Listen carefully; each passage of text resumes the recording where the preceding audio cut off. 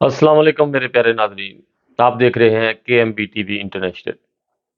ناظرین، آپ کو پاکستان کی عدالتوں کی ابھی خبر دے رہا ہوں۔ عمران خان کو 120 دن میں 31 سال کی سزا سنا دی گئی۔ 31 سال سزا 120 دن میں، اور ابھی پتہ نہیں یہ تاریخوں کے ساتھ یا دنوں کے ساتھ یہ ہر دن بڑھ رہی ہے۔ سمجھ نہیں لگ رہی پاکستان کی عدالتوں کی، پاکستان کے قانون کی، کہ جس کے پیچھے پڑ جاتے ہیں بس ہاتھ دھو کے، کیا کہتے ہیں پنجابی میں۔ اور دنیا میڈیا اس کے اوپر ہنس رہا ہے کہ پاکستان کی عدالتیں، پاکستان کے قانون، پاکستان کے لوگ کیا ہو گیا ہے۔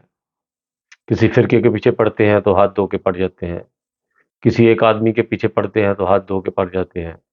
وہاں پہ کوئی سیاسی آدمی، کوئی قانونی آدمی، کوئی وردی والا آدمی، کوئی وہاں پہ تحفظ نہیں ہے۔ اس وقت پاکستان بالکل ایک بیابان جنگل بن چکا ہے، اور جس کا ثبوت میڈیا کے اوپر آپ دیکھ سکتے ہیں۔ انسٹاگرام، فیس بک، انٹرنیٹ، یوٹیوب، ہر ایک کے اوپر یہی آج کل پاکستان کی جو خبریں چل رہی ہیں پاکستان کے قانون کے اوپر، کہ عمران خان کے بارے میں آج کل میڈیا کے اوپر، کیونکہ الیکشن ابھی 3-4 دن کے بعد الیکشن ہو رہے ہیں، اور 120 دن میں 31 سال تک سزا بڑھا دی گئی ہے، اور 14 سال سے یہ شروع ہوئی تھی۔ پھر پہلی خبر تو تھی 10-10 سال کی سزا دونوں کو، شاہ محمود قریشی اور عمران خان کو۔ اس کے بعد پھر 14 سال تک چلی گئی، اب 14 سال سے 31 سال تک چلی گئی ہے۔ اور پتہ نہیں یہ خبر میری خبر ہونے کے بعد، نشر ہونے کے بعد، پھر کوئی اور خبر مل جائے انٹرنیٹ سے اور پھر اسی موضوع پر ویڈیو بنانی بن جائے۔ لیکن بہت افسوس ہوتا ہے ہمارے ملک کے لوگوں کے اوپر، اس وقت بالکل اندھے، بہرے، کانے، گونگے ہو چکے ہیں۔ بالکل ان کو کوئی سمجھ نہیں لگ رہی کہ ہم لوگ کیا کر رہے ہیں، کیا سوچ رہے ہیں، کیا ہمارا مستقبل ہے، اس کے بعد ہماری کیا ہوگی، تاریخ کیا ہوگی۔ ہم لوگ بالکل ملک کا کسی کو خیال ہی نہیں ہے، بس جس کے پیچھے پڑتے ہیں، فرقہ واریت کے پیچھے پڑتے ہیں، تو بالکل بیابان جنگل کی طرح سوچ رکھ کے، بالکل جانور بن کے، اگر سیاسی کسی آدمی کے پیچھے پڑتے ہیں تو بالکل جنگل بیابان سوچ رکھ کر، پتہ نہیں ان کی تعلیم کو، ان کے دماغ کو کیا ہو گیا ہے پاکستان کو۔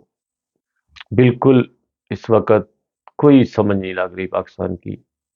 اللہ تعالیٰ سے دعائیں کریں پاکستان کے لوگوں سے، میں بار بار کہہ رہا ہوں کہ 5 وقت نمازیں پڑھتے ہیں تو کم سے کم ایک سجدہ پاکستان کے لیے رکھیں، اور 3-4 دن میں جو الیکشن آ رہے ہیں اس میں زیادہ سے زیادہ اپنی عبادت جو ہے اس کو جاری رکھیں، اور پاکستان کو لیے خاص ایک سجدہ جو ہے اس میں روئیں، اللہ تعالیٰ سے دعائیں کریں، اپنے دل کی بھڑاس نکالیں اللہ تعالیٰ سے۔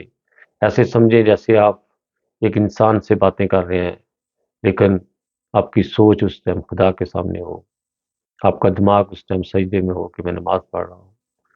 بس اسی سوچ کے ساتھ اپنی جو ہے 3 دن کی عبادت کو جاری رکھیں، اور خاص دعائیں میں یاد رکھیں پاکستان کو۔ یہ بہت نازک دن ہے پاکستان کے، یہ پھر آگے 3-5 سال کی حکومت آپ کے اوپر مسلط ہوگی، اس لیے ابھی سے اپنے دماغ کھول لیں، دعائیں کریں، نمازیں پڑھیں زیادہ سے زیادہ، اور ان دنوں میں فرقہ واریت کو چھوڑ دو، بس اپنے ملک کا سوچو۔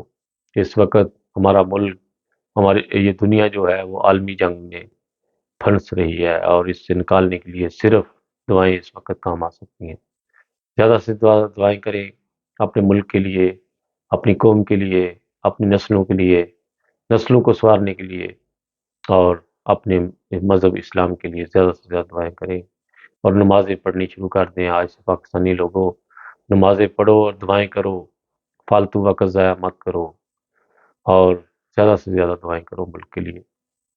یہ 3 دن 4 دن جو ہیں یہ ایسے سمجھے کہ یہ اگلے 5 سال ہمارے گلے پڑنے والے ہیں، اور یہ اپنی سوچ کو جاری رکھتے ہوئے جب بھی کوئی نماز پڑھیں یا کوئی بھی اللہ کے گھر میں جائیں تو یہی دعا آپ کے دل میں ہونی چاہیے کہ یا اللہ ہمارے ملک کی حفاظت فرما.